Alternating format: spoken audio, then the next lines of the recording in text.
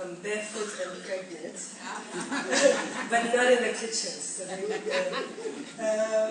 And just to reiterate a point made by Amadou, from Google's perspective, if you don't put it online, we can't find it. And I think that's one of the challenges we're seeing as more Africans go online. There's really not much African content.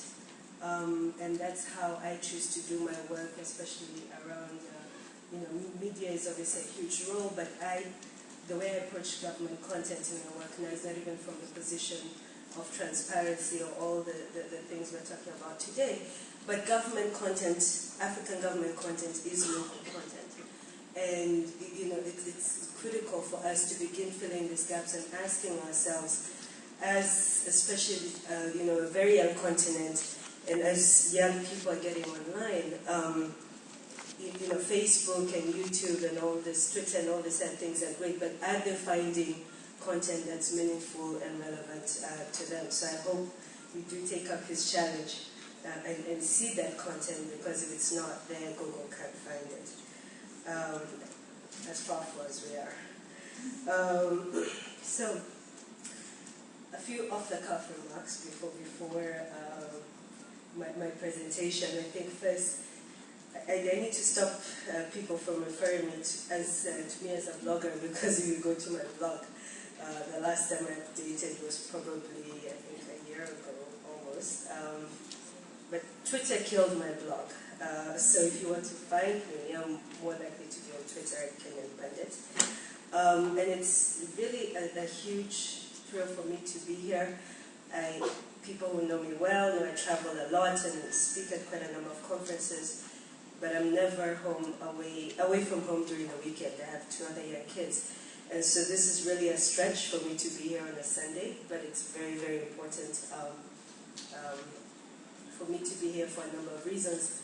First, I was at the first DCI in Daba in 2006, and at Highway Africa. It was a very small sort of meeting, and ironically, 2 of my panelists, one was from Egypt, Allah, and from Tunisia, were both ended up with 3 of us on the panel. The 2 of them were both central to the uprisings, the Arab Spring this year. So I don't know what that means for me as a 3rd panelist, but I'm hoping I would be the next Google executive to be involved in something. And it was interesting, because at that time, a lot of us were engaged, who attended especially DCI, in a very, very lonely fight for access to information. And I had just started, and I was asked to speak about Mzalendo.com, and everyone was asking me, why do you do this, and who is even accessing your information, and what do you hope to achieve? Do you hope to change anything in Kenya politics, influence the elections? And I said, for me, I don't care if only 10 people access the website. It's 10 people who had information that they didn't have before, and that is always what has motivated me. Is this role of how can we ask our citizens to make informed decisions, but in most African countries we do not provide them with the basis for which to make informed decisions. Whether it is about their politicians, whether it is, as previous speakers have spoken, about crime rates, quality of schools, quality of housing, and we wonder how the disconnect when people go and vote. You're like, well, why would we vote for this person? But you have to ask yourself, what do they know about that person, and they're going to vote. I think also it's really interesting to be here. Sort of, I think now it's 5-6 years since that time, when it was a very lonely fight, and most of us who were doing it was really as a labor of love. I would never thought I'd see the day where I have ministers and the AU and governments sort of around Africa reinforcing the message that we had started on with back then. I mean, it looks like it's natural and it's easy, and now we're here, and you have, the Kenyan president going to sign the OGP in New York. But, when I started my work on technology and the role of citizens, I think 2003 when I was back in law school. I remember meeting the Minister of Information at that time, Honorable Mishuki, and Skype and Wi-Fi were illegal in Kenya. This was in 2003. And, now Kenya is sort of leading the charge on open government. We have come a long way, and it is important, so important to recognize that, and so important for me as one of the reasons I want to sponsor this, that the governments are now coming along on this journey. And I think one of the things that has been critical in my work even at Google is that I have learned not to talk against government, or not to sort of make this a campaign against government, but see how we can work with government. So it's not about talking at government, but talking to, and seeing how we can partner, because without them, you wouldn't have sustainable changes. Mzalendo is great, but it can't scale, and it can't address a lot of the basic issues that citizens have. So I just wanted to acknowledge all the multilaterals and governments who are here today, that this really, for me, I didn't think that the changes would happen as quickly as they have. So I've been asked now to my sort of prepared remarks, I guess. I'm pretty much always off the cuff. There are two themes I'm supposed to address. One is ICT and the public domain.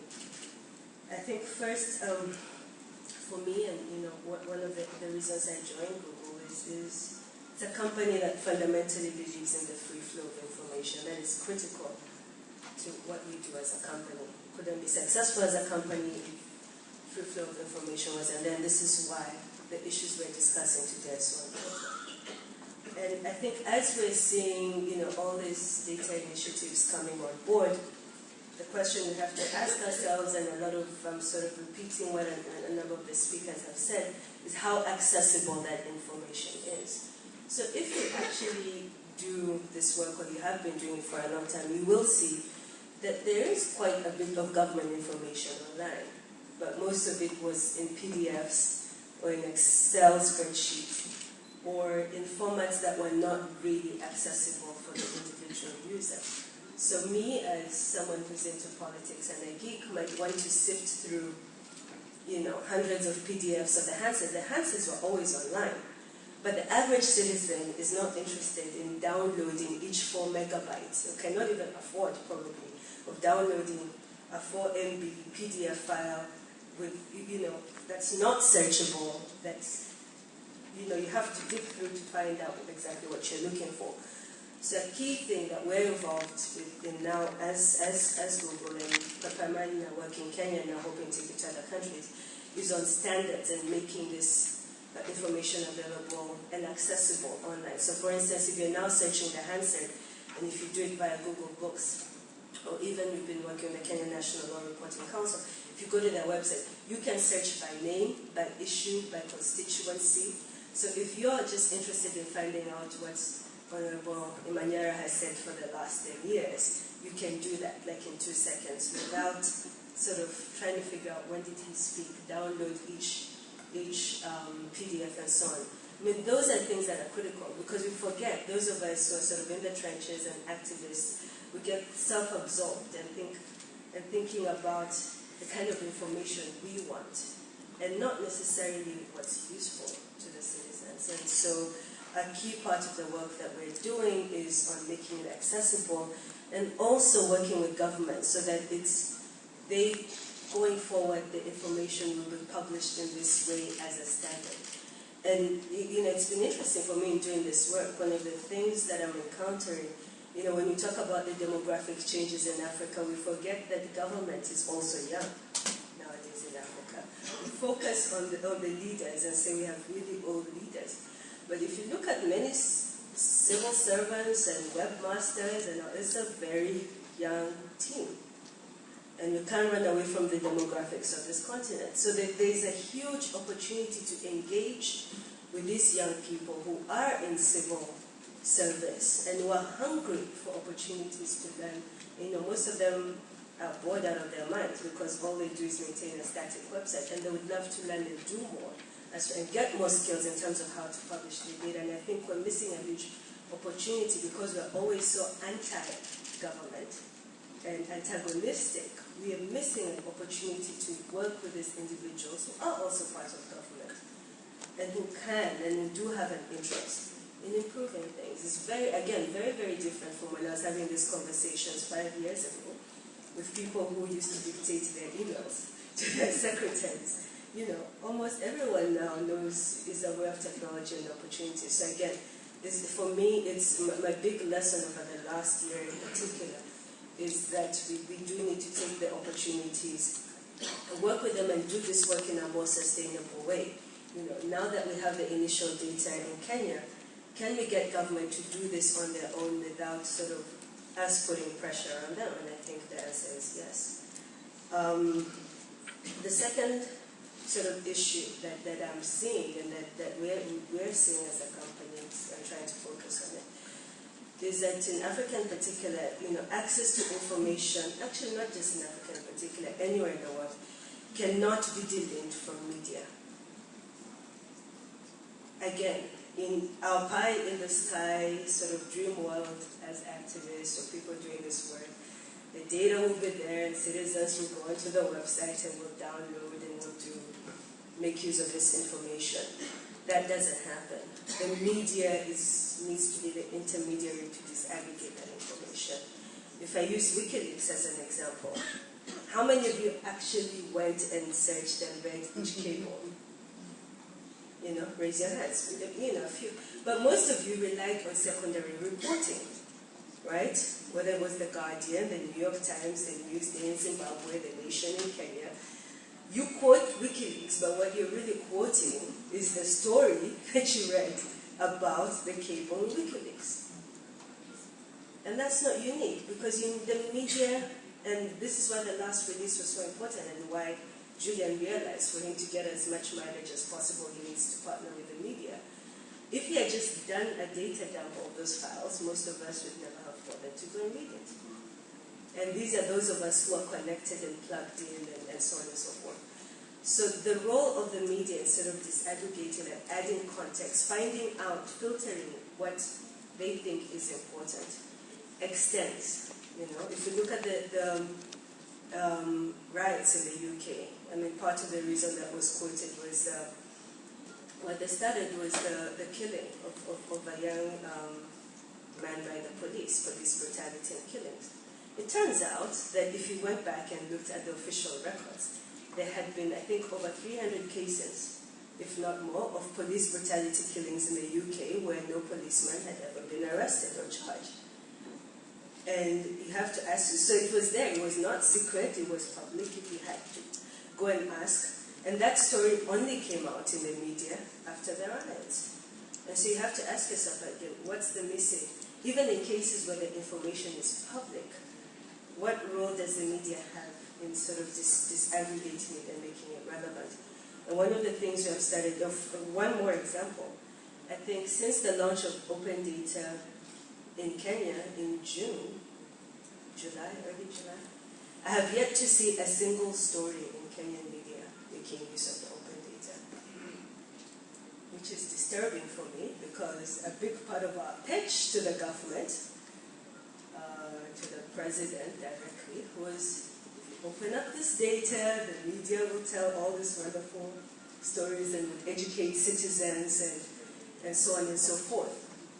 So again, you have to ask yourself, this makes it harder.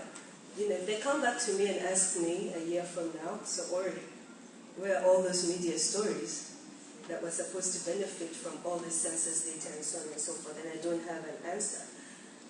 You know, again, that's, I have to say I'm disappointed and I'm questioning what is the missing role. For instance, if you look at the data today, the Kenyan open data, there's an interesting story and narrative you can tell very easily about gender and education. They've released education statistics.